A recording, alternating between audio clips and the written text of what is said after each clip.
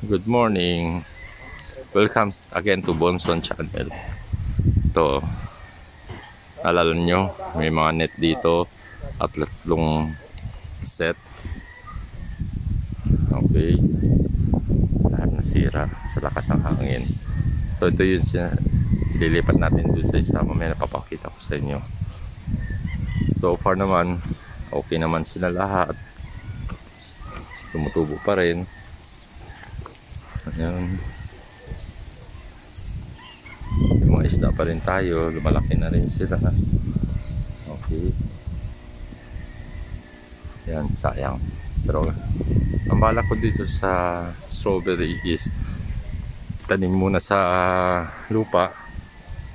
Then pag naayos ko na ulit, pero ililipat ko na lahat to.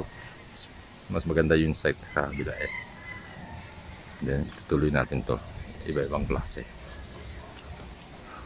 Stay tuned. Talang tayo. Okay. Mamaya o bukas baka dumating na naman bagis. Hopefully wala naman masyadong nangyari dito. Dito po natin itatanim o ilalagay yung aquaponics natin. Okay. I think marami-rami may ilagay natin dito. At kung malaki yan, nire-ready natin. Tapos may isang parang nursery room. Yan yung nursery. Okay. Tingin ko malalagyan natin bawal sa 4 na hilera. Bawal sa may mga tingin ko 20 pa diretso. 20 times 4 80 times 3 240. So 240 na klaseng isda na ornament, or tingnan natin kung kakasya. Pwede may iba pa natin nalagay kahit ng pangasius, soy, iba pa. Tapos 240 na ibang klaseng halaman. Kale, yung mga kailangan natin, mga kale, basil, yan ang ilalagay natin dito.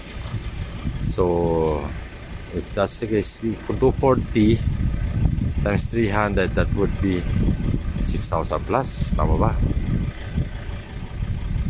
O 60,000. 240 times mga 60,000 plus malalang gagawa natin. Then mga isda, mga 500 times 240, di ang dami.